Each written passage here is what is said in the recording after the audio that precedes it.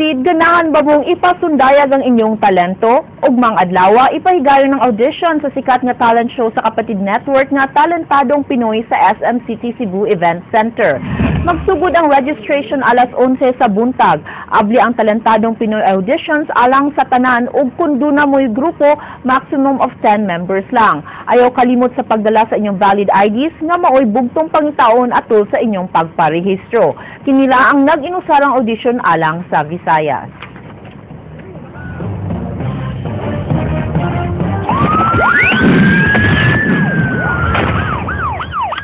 Nailhan na sa kapulisan ng usa sa tulo ka mga tulisan nga daghang gibiktima sa kabukiran sa dakbayan sa Sugbo ni adtong Domingo sa gabii.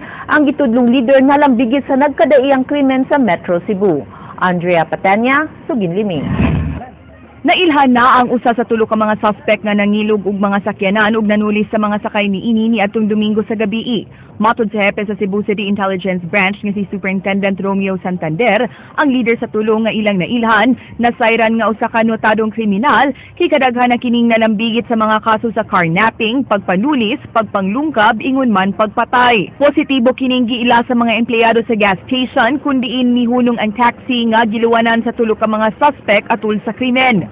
Ipakita sa CID ang hulagway niini nga tukang Eleanor Rivera, ang driver sa SUV nga gitulis, kinsa nakuhaan og 50,000 pesos nga kwarta ug mga gadget sa iyang sakyanan. Di ipakita ni Santander ang maong litrato sa media ug di lang sab ipahibaw ang nga niini. Actually, they're grupo sila.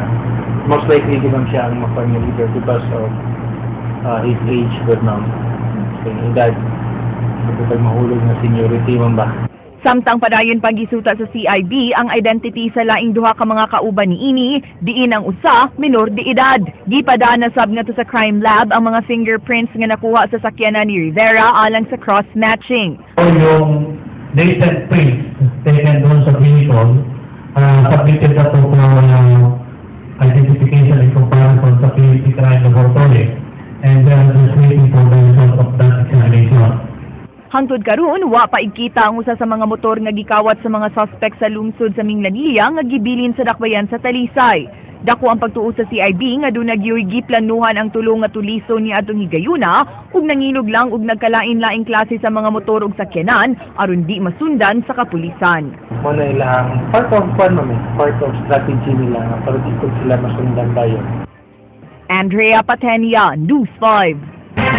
Gidakop sa kapulisan kagahapon ang giingong stalker sa usa ka tigbalita sa pamantalaan human magsamok-samok sa gitrabahoan niini. Sugin ni Ryan Sorote.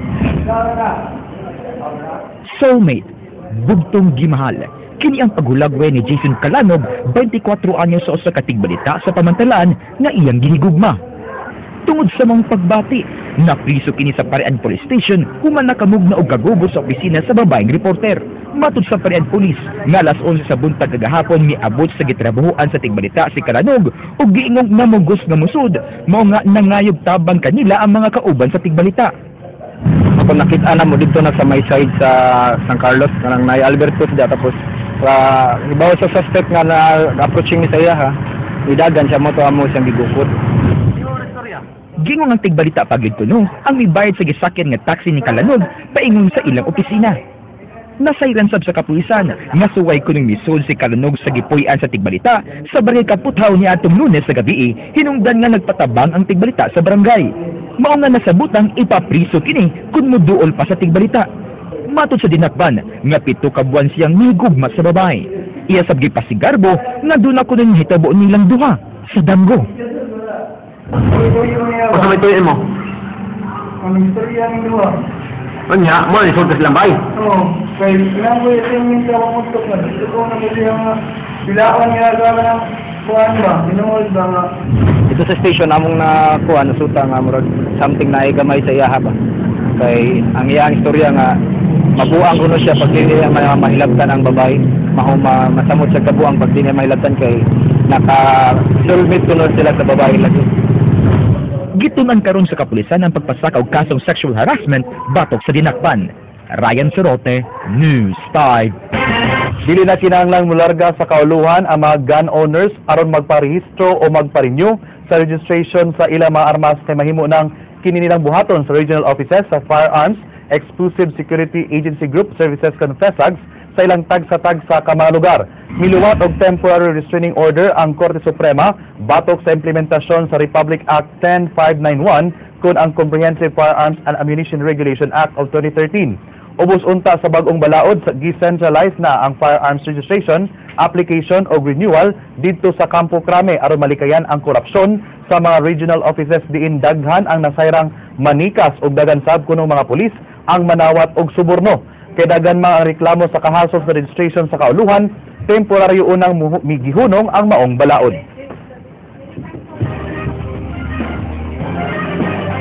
Unit, Firearms Exclusive Office will reactivate its access code on the Firearms Information Management System for the renewal of firearms licenses through our regional.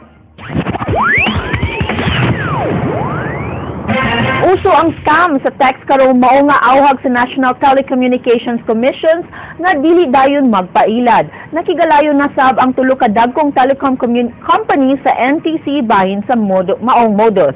Jinky Bargio, Sugin Liming.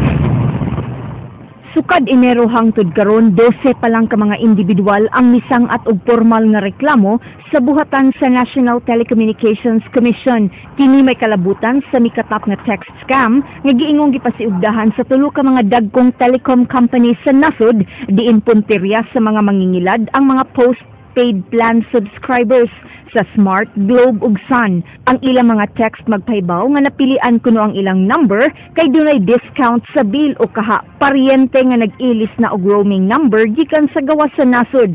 Kung musunod ka sa instruction, usa ka confirmation sa pasaload ang imong madawat, di mailhan nga ikaw na ilad. Dili maka-impose og sanction against aning individual kay kuan man administrative maning atua, no?